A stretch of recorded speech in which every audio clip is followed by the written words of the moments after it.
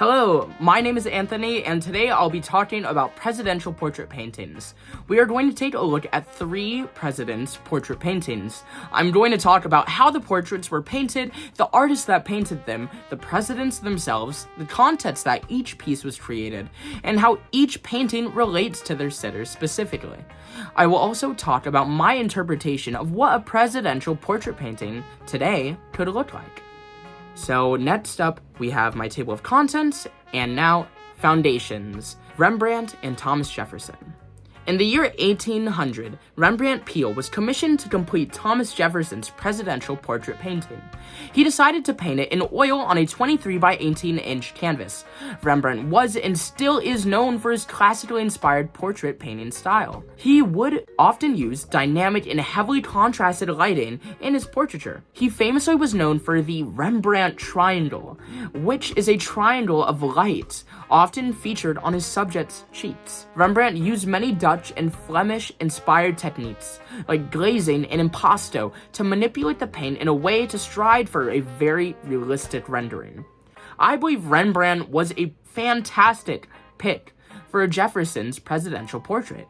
Just as Jefferson had helped establish the standard for presidents and what it meant to be an American, Rembrandt had established a classically inspired foundation for what the next century's worth of presidential portraits would look like. On this next slide, we will be talking about an energetic abstraction.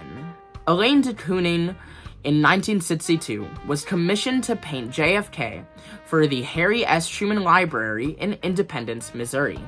She was a pioneer for the abstract expressionist movement, similar to how JFK was a pioneer for many peace and civil movements of the 60s.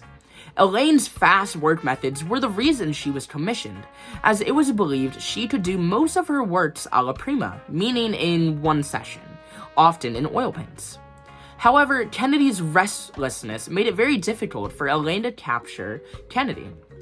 She had to pivot her initial plan and do many sketches to adapt to her sitter.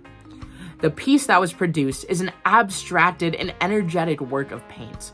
It is very large and captures the monumentality and almost unfinished nature of Kennedy's presidency, as well as his life.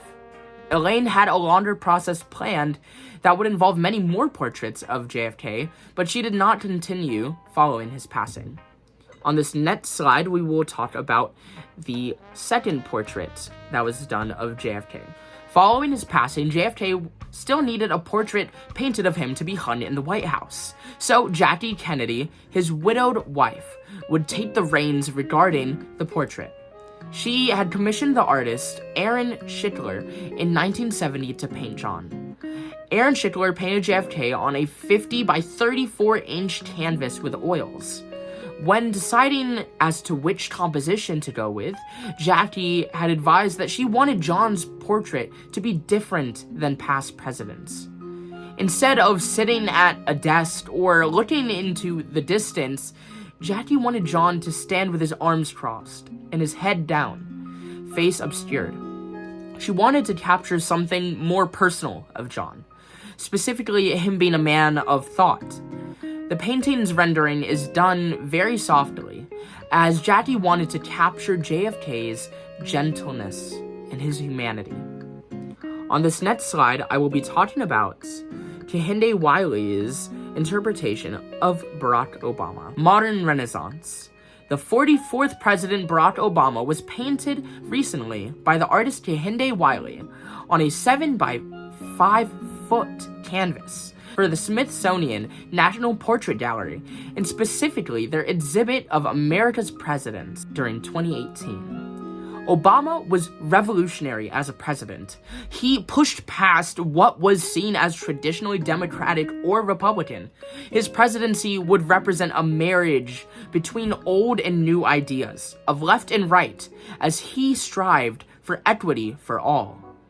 Kehinde Wiley, the artist who painted Obama, is similarly known for transcending expectations. Kehinde Wiley is known for his prolific and monumental paintings. His paintings are often very large and take multiple artists to complete.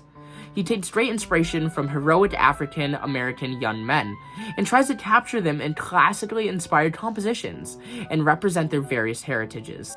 For Obama, Wiley included African blue lilies to pay homage to Obama's father's home country of Kenya. He had also used many other flowers like chrysanthemums and Arabian jasmine to represent key places in Obama's life. And so now in this last slide of information, I will be talking about an interpretation of what I think a presidential portrait today would have looked like. I have painted Wesley Joyner in acrylic paint on an 8x10 inch canvas. This piece takes inspiration from classical techniques of Rembrandt. I wanted to represent how there is an undercurrent today of rejecting modernity and returning to tradition in today's social political atmosphere. I did this by using a much more contemporary medium of acrylic paint to show modernity while using lots of classical techniques and devices to represent a return to tradition.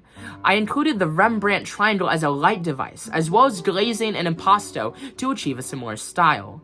Some aspects of the piece, however, still remain contemporary and current, like the size and framing of the piece. Although the 3/4 angle of the portrait is classical, and its small size and focus framing is much more modern, I cropped the image, the figure specifically, to represent how fast politics move today. There is generally a lack of a greater picture and only talking heads. By the way, that is not at all a reflection of you, Dr. Joyner, and it's just a commentary on today's politics. With news cycles and the presence of the internet, politicians now more than ever have to present a good face, and that's all they do sometimes.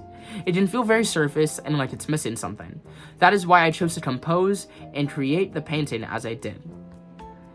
Thank you for listening to my presentation, and have a lovely day.